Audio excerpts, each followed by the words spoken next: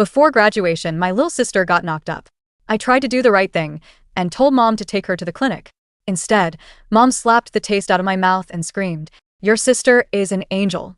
You are just a jealous little bitch trying to ruin her reputation." How did I birth such a piece of trash? Later, when the school found Bella's pregnancy test, she got expelled. She blamed me, claiming I hired some thug to rape her. Mom believed her.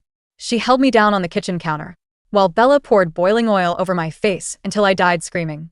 I opened my eyes, and I was back. Bella was standing in front of the mirror asking, "Do I look fat?" I smiled cold.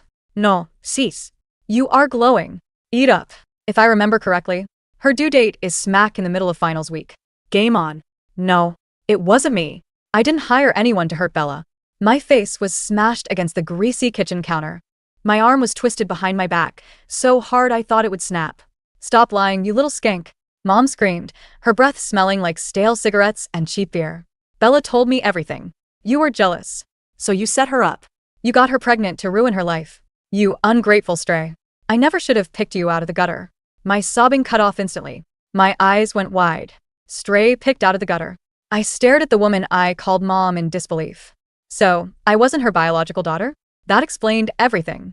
The beatings, starvation, the way she looked at me like I was a cockroach. While Bella got treated like a princess. I watched in horror as the deep fryer on the stove bubbled. The oil was smoking hot. The smell was nauseating. "Mom, stop talking to the bitch." Bella sneered, grabbing the heavy metal ladle. "Just kill her already. Go to hell." Bella scooped up a ladle full of boiling oil. She didn't hesitate. He poured it straight onto my head. Sizzle. The pain was white-hot and instant.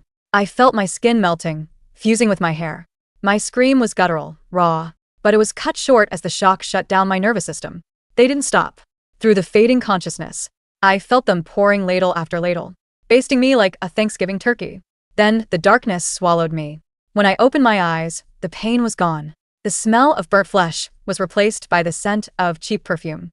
Standing in front of me was Bella. She was wearing a new floral dress, twirling in front of the full-length mirror, admiring her own reflection. Looked at her, this girl I used to protect. This girl I died for. Now, all I felt was a cold, hard hatred. I wanted to wrap my hands around her throat and squeeze until her eyes popped out, but I held back. Murder was too easy. This time I was going to make them suffer. "Chloe, look at me. Do you think I've gained weight?" Ella pinched the fabric of her dress, looking at me with those big innocent doe eyes. In my past life, that look fooled me.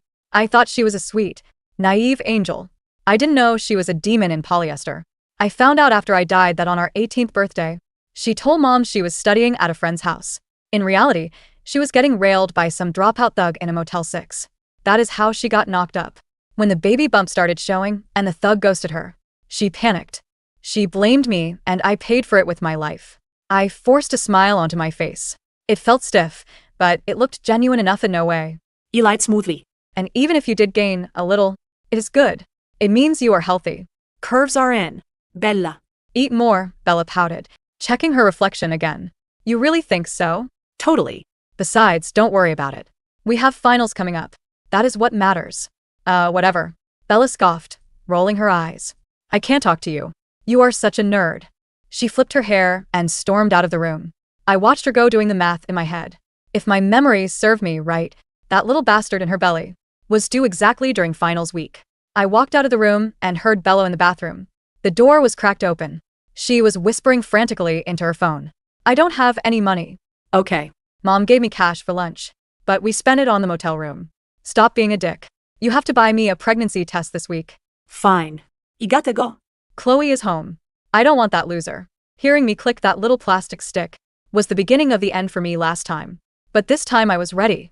I pulled my phone out of my pocket and stopped the recording. Every word crystal clear. I pocketed the phone. Just as the front door slammed, Mom was back from the grocery store. She dropped the bags on the floor and glared at me. "What are you standing there for? I slaved away shopping and you are just staring at the wall. Get your ass in the kitchen and cook." My fist clenched at my sides. "Not yet," I told myself. Patience. I put on my best obedient daughter mask. "Sorry, Mom. I was just coming to help you." "Sit down. I'll handle it." I was chopping vegetables when I replayed the plan in my head. In my last life, this was the night I told Mom about Bella's swollen belly. I was worried. I wanted her to get medical help. Mom's reaction? A backhand across the face. Your sister is a straight A student. How dare you spread rumors about her? You jealous little slut. She knew. Deep down she knew. But I wasn't her blood. And Bella would rather burn me alive than admit her precious daughter was a whore.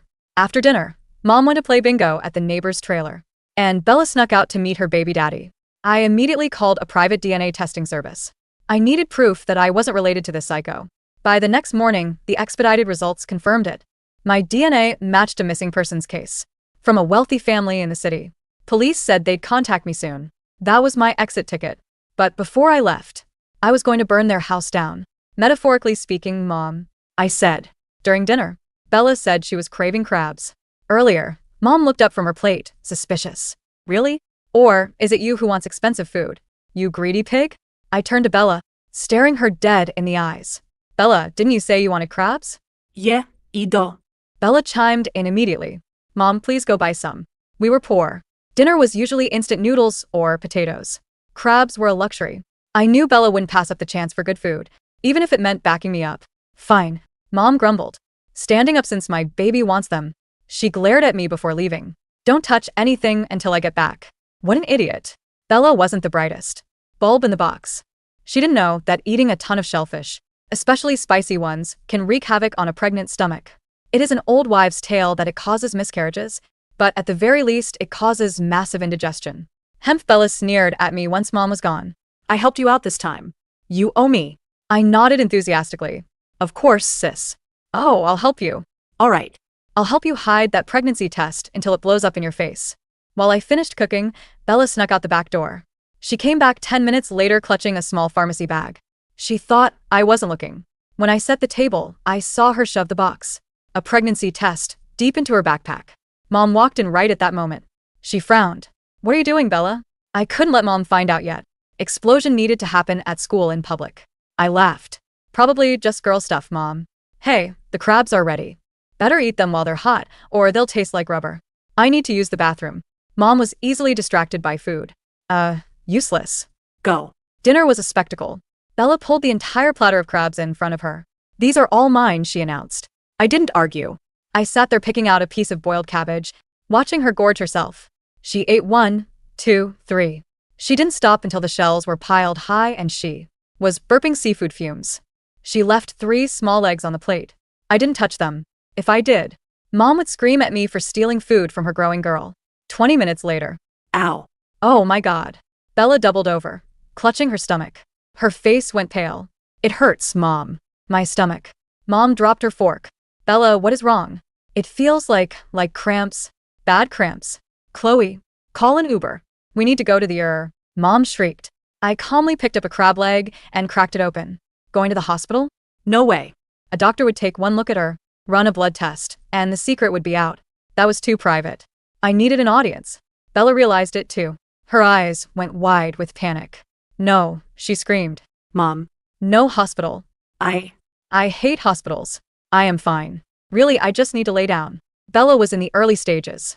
A few crabs wouldn't kill the baby, unfortunately, but they would make her miserable. I stood up, acting frantic. We can't just ignore it, Mom. If Bella won't go to the hospital, I'll run to Mrs. Higgins next door. She has those strong stomach pills. Go run, you idiot. Mom yelled. I sprinted out the door and banged on Mrs. Higgins' trailer.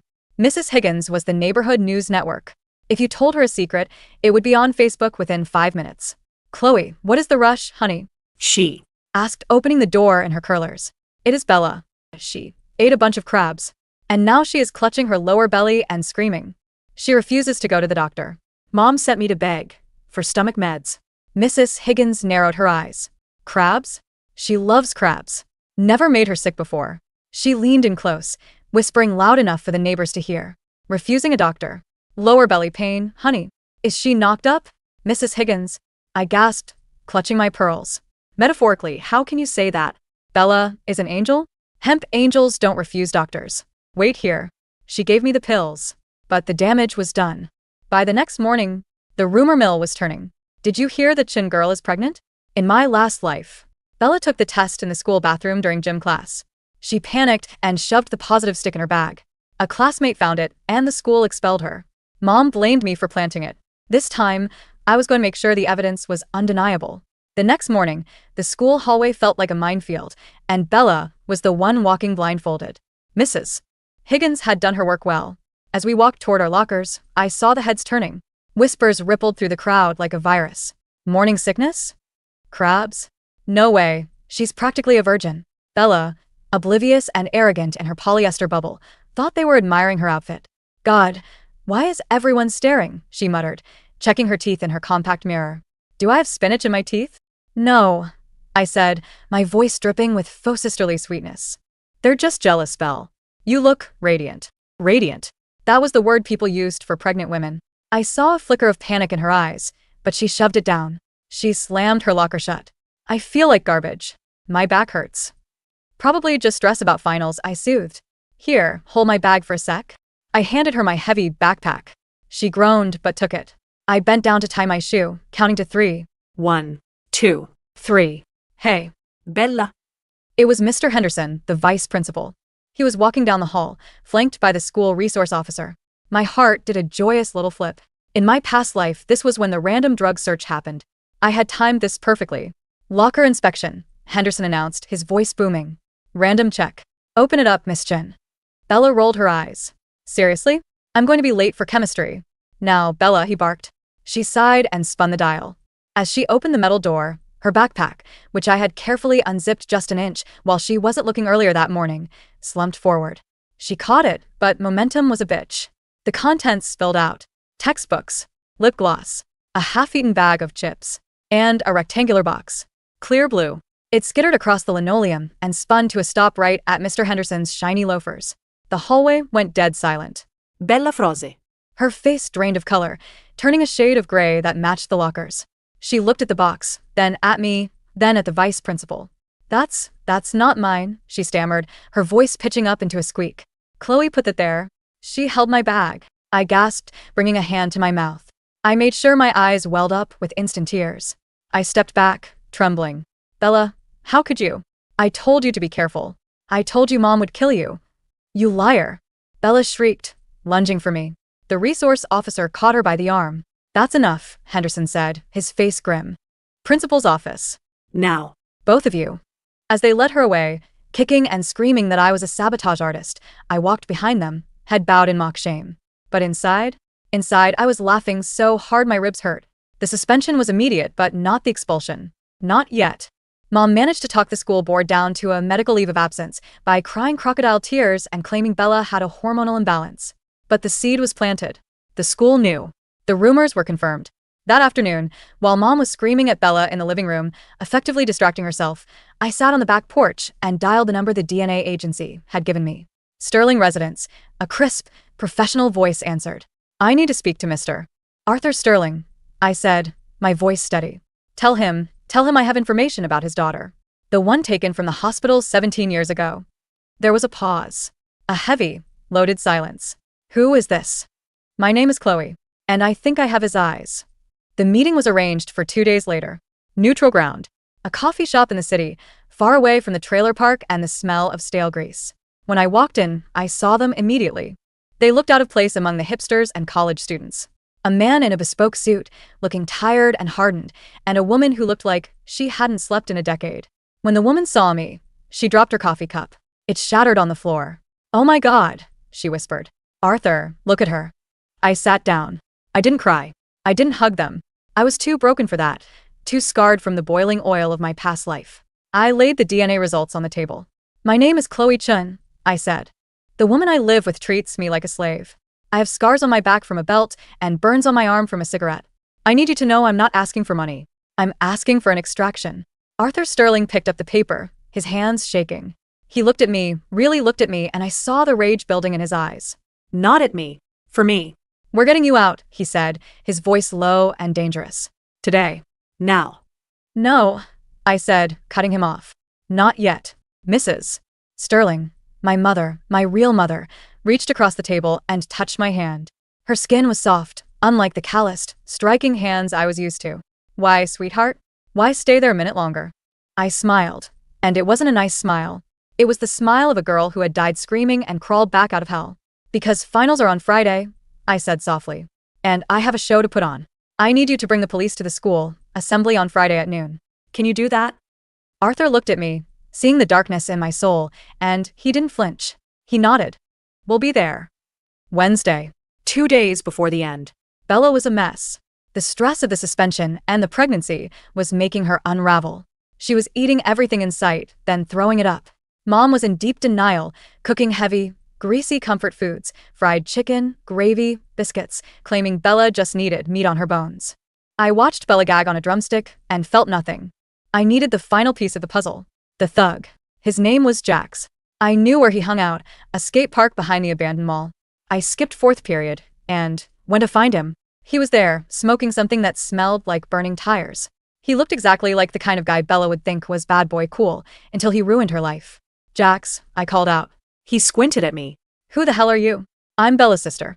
The one she talked shit about. He laughed. Oh, the nerd? What do you want? I ain't got money. I don't want money. I'm here to warn you. I stepped closer, lowering my voice. Bella is telling everyone the baby isn't yours. Jax's face dropped. What? Yeah. She's telling people she hooked up with some rich guy from the prep school. She says you're just a mistake. A placeholder. She's planning to get a paternity test on Friday to prove it's not yours, so she can get child support from the rich kid. It was a lie, of course. Bella was terrified of Jax. But fragile masculinity is a powerful tool. Jax threw a cigarette down and stomped on it. That lying bitch. That's my kid. She swore it. I know. I sighed. She's trying to cut you out, Jax. She said you're too much of a loser to be a dad. She's going to announce the real father at the school assembly on Friday. Something about clearing her reputation. Jax's eyes narrowed into slits. Friday, huh? Noon, I said. But you didn't hear it from me. Friday arrived with a gray, ominous sky. The school assembly was mandatory. It was supposed to be about academic integrity and summer safety, but everyone knew it was just an excuse for the principal to hear his own voice. Mom forced Bella to go. You show your face, Bella, she had hissed that morning. You walk in there with your head high. You deny everything. If anyone asks, it was a cyst, a tumor, anything but a baby. Bella was pale, sweating in her tight dress, trying to hide the slight bump with a baggy cardigan. I sat 2 rows behind her in the auditorium. I checked my phone. 1 new message from Arthur. We're outside. 1 new message from unknown number. Jax, I'm here. The principal droned on about summer reading lists. The microphone squealed. I stood up. I walked to the side of the stage, toward the AV booth. The kid running the soundboard was a freshman I tutored in math. Hey, Tim, I whispered. Principal needs me to plug in this audio file for the closing remarks. It's a thank you message from the student body. Tim shrugged. Sure, Chloe. I plugged my phone into the AUX cord. I walked back to the center aisle just as the principal said, and finally, let's wish our seniors a... Click. My voice, crystal clear, boomed over the massive auditorium speakers. I don't have any money. Okay? Mom gave me cash for lunch, but we spent it on the motel room. The entire auditorium froze. The principal looked around, confused. Then, Bella's voice, unmistakable and shrill. Stop being a dick. You have to buy me a pregnancy test this week. Fine. You gotta go. Chloe is home. I don't want that loser hearing me. Bella stood up, screaming. Turn it off. Turn it off. But I wasn't done. The double doors at the back of the auditorium slammed open. Jax marched in, wearing a dirty tank top, looking like a bull seeing red. He spotted Bella instantly. You think you can play me? Jax roared, his voice echoing in the stunned silence. You think you can pin my kid on some rich boy? He stormed down the aisle. Teachers were too shocked to move. Cax, no. Bella shrieked, backing away. Go away. Tell them. Jax yelled, grabbing her arm. Tell them it's mine. You let me hit it raw in the Motel 6 and now you act like you're too good for me. The crowd erupted. Phones were out, recording everything. The angel of the school, the reputational princess, was being exposed in 4K resolution. Then the side doors opened. Mom burst in. She must have been waiting in the parking lot to pick us up. She saw Jax holding Bella. She saw the crowd laughing. She snapped. Get your hands off her. Mom screamed, charging down the aisle like a rhinoceros. She swung her heavy purse and cracked Jax across the face. Jax shoved her back. Mom fell into a row of seated freshmen. You ruined her, Mom screeched, scrambling up, her hair wild. Then her eyes found me. I was standing calmly by the stage, watching the chaos. Recognition dawned on her face. The recording. The setup. You, she howled. She forgot about Jax. She forgot about Bella. She came for me. You ungrateful little bitch. I'll kill you. She charged at me, hands hooked into claws. The students screamed and scattered. I didn't move. I didn't flinch. I just looked at her. Do it, I whispered. Show them who you are. She lunged, her hands closing around my throat. She squeezed, her face purple with rage. Justi. I let her choke me for exactly 3 seconds. Just long enough for the bruises to form. Just long enough for the witnesses. Then, strong hands ripped her off me. Police. Get down. Get on the ground. Arthur Sterling had timed it perfectly. 2 officers tackled Mom to the polished wood of the stage. She was screaming obscenities, spitting, kicking. Arthur was there instantly, pulling me into a hug. I've got you. I've got you. I looked over his shoulder. Bella was sobbing on the floor, vomiting on her shoes. Jax was being handcuffed. Mom was being dragged away, staring at me with pure, unadulterated hate. I lifted my hand and gave her a small, cold wave. Goodbye, Mom. They didn't just arrest her for assault. Once the Sterling's lawyers got involved, they dug up everything. The child abuse. The misappropriation of state funds she collected for fostering me. The negligence. Bella was placed in state care, but because she was 18, she was on her own. No rich sister to leech off. No mom to enable her. But there was one loose end. I needed to go back to the house one last time to get my things. The police escorted me, along with Arthur. The house smelled the same. Grease and despair. I went to the kitchen. The deep fryer was still there on the counter, cold and congealed with old oil. I stared at it. The phantom pain of my skin melting washed over me for a second, making my knees weak. Chloe? Arthur asked gently from the doorway. You okay? Yeah, I said, just remembering. I picked up the ladle. The heavy metal one. I walked over to the trash can and threw it away. Then I grabbed the fryer, cord and all, and tossed it into the bin. I'm ready, I said. As we walked out, I saw Bella sitting on the curb outside. She had been released pending an investigation but had nowhere to go. She looked small, pathetic. Her glow was gone. She looked like what she was, a scared, mean girl with no future. She looked up at me. Chloe, please. I have nowhere to go. The baby. I stopped. I looked at her. The girl who had poured boiling oil on my face. The girl who had laughed while I died. The baby isn't the problem, Bella, I said softly. You are. Help me, she begged. We're sisters. I leaned in close, so only she could hear. No, we're not. I'm a Sterling. You're a stray. I stood up, turned my back on her, and got into the sleek black car waiting for me. 5 years later, the mirror in my penthouse apartment was framed in gold. Real gold, not the fake painted plastic in the trailer. I adjusted my graduation cap. Valedictorian of the pre-law program. My bio parents, Arthur and Elena, were waiting downstairs with champagne. I was happy. I was loved. I was safe. But I kept tabs. Old habits die hard. I opened my laptop and clicked on a social media profile I checked once a year. Bella Chen. The profile picture was grainy. She looked 10 years older than she was. She was working at a diner in the next town over. There was a kid in the background, a boy with Jax's eyes, looking dirty and screaming. Her status update read, need shift cover for Saturday. Babysitter bailed again. Hashtag, single mom life, hashtag, so tired. I stared at the screen. I felt no pity. I felt no anger. I just felt balance. She was living the life she had tried to frame me for. She was trapped in the cycle of poverty and bad decisions that she and her mother had tried to drown me in. I closed the laptop. Chloe, my dad called from downstairs. We're going to be late for the ceremony. Coming, Dad, I shouted back. I took one last look in the mirror. My face was unblemished. My skin was smooth. My eyes were bright. I smiled, and this time, it reached my eyes. Eat up, Chloe, I whispered to my reflection. You won. I grabbed my diploma case and walked out the door, leaving the ghosts in the dark where they belonged.